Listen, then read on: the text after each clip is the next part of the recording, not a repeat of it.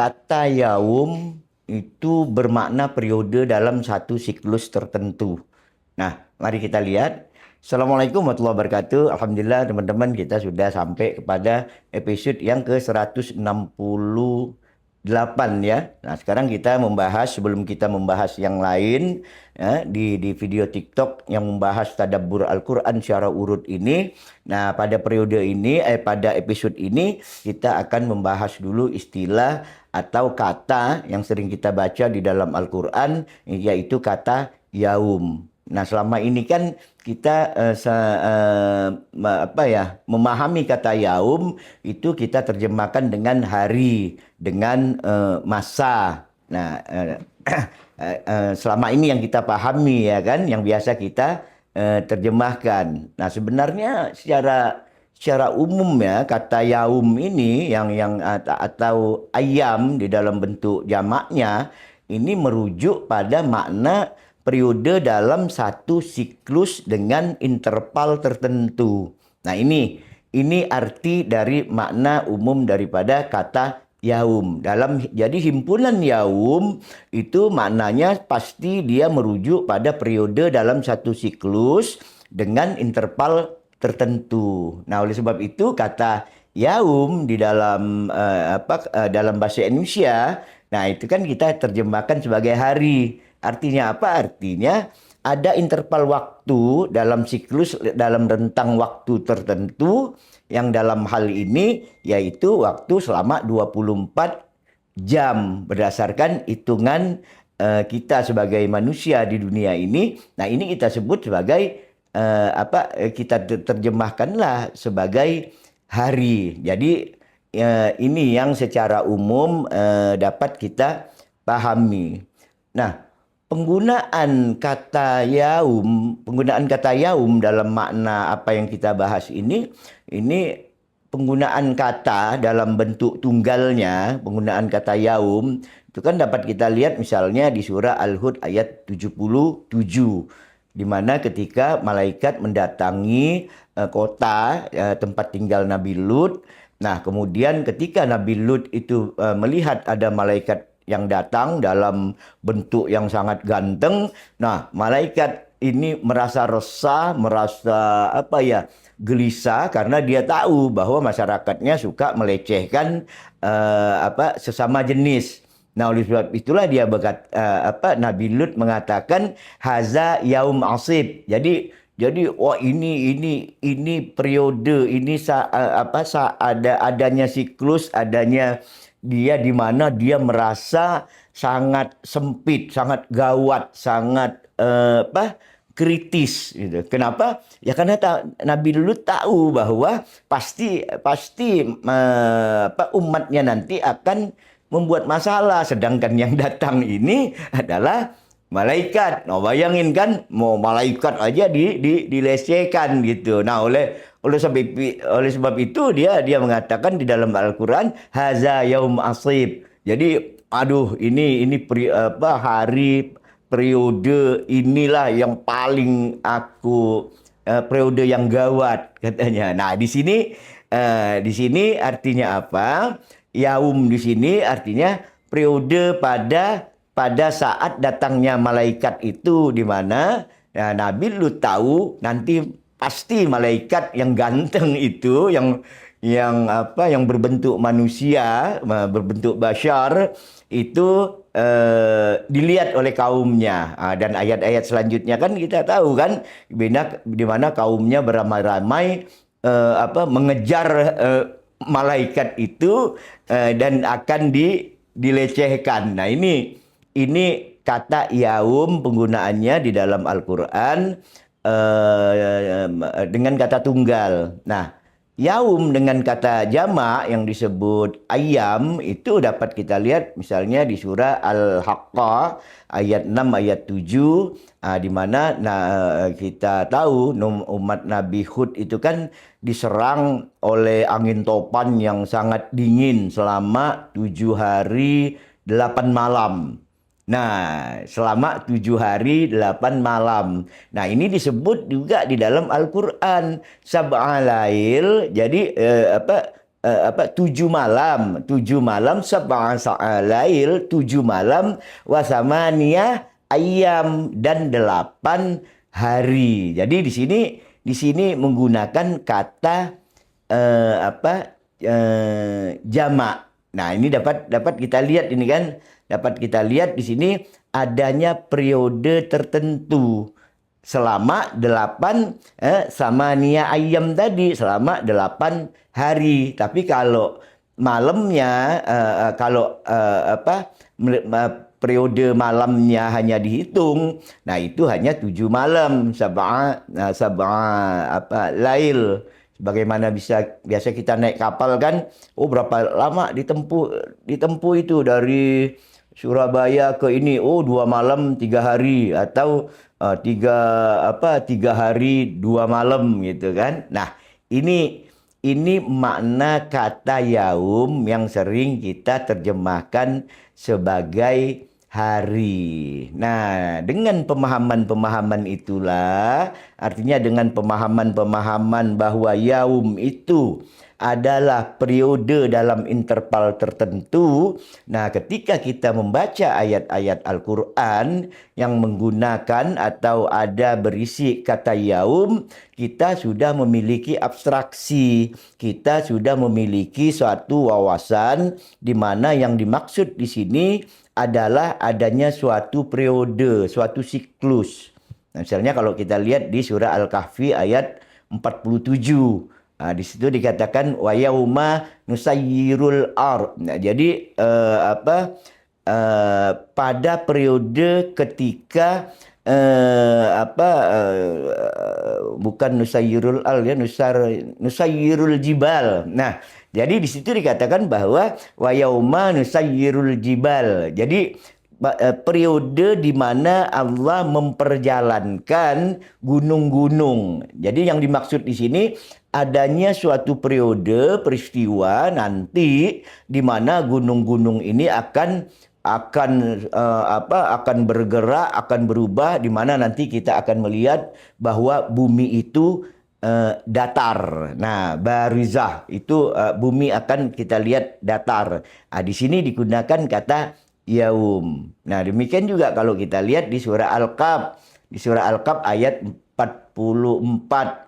Nah, surah Al-Kahf ayat 44 ini kan dia ayat ini mengisahkan di mana bumi terbelah, di mana manusia akan keluar dengan cepat dan bergegas kepada sesuatu tempat yang dituju. Yang dalam hal ini adalah yang kita sebut sebagai padang mahsyar.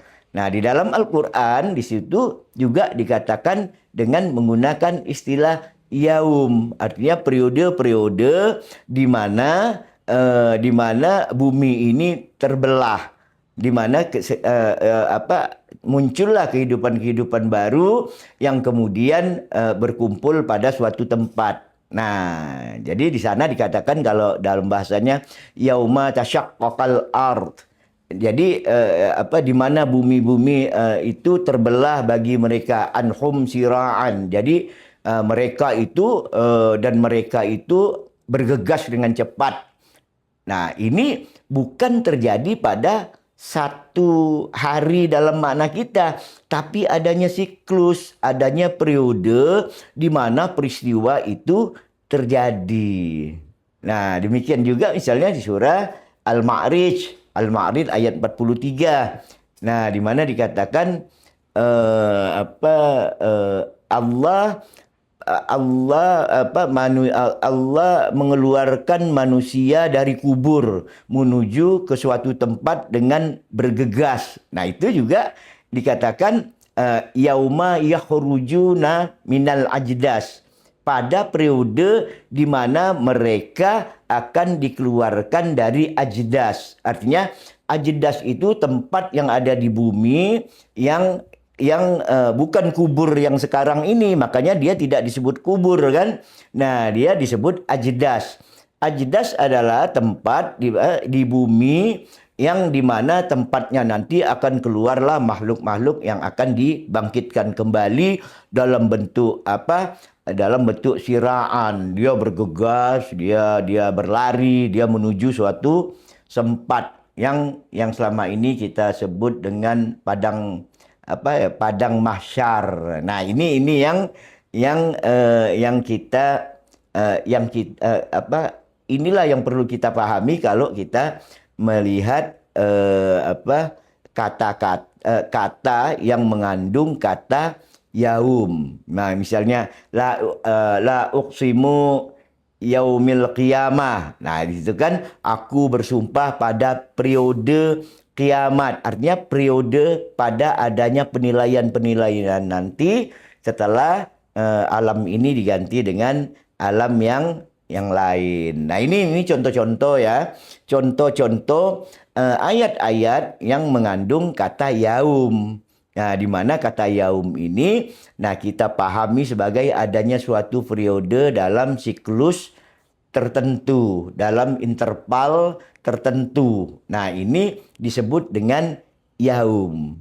Nah, jadi ketika misalnya dikatakan bahwa Allah mendesain, Allah menciptakan langit dan bumi ini selama sittati ayyam, yang kita terjemahkan selama 6 hari, 6 masa, itu artinya proses terciptanya langit dan bumi ini ada 6 periode. 6 periode sejak apa? Sejak peristiwa peledakan, pemisahan atau fatakah yang kita bahas kemarin di periode yang lalu, itu kan. Nah, jadi antara peristiwa fatakah sampai terbentuknya langit dan bumi ini dengan sempurna, nah itu melalui 6 rangkaian, 6 siklus, 6 periode yang masing-masing periode memiliki tema-tema atau hal-hal tertentu yang berkelanjutan sehingga dia sampailah terbentuk dari langit dan bumi yang selama ini kita pahami di mana tempat kita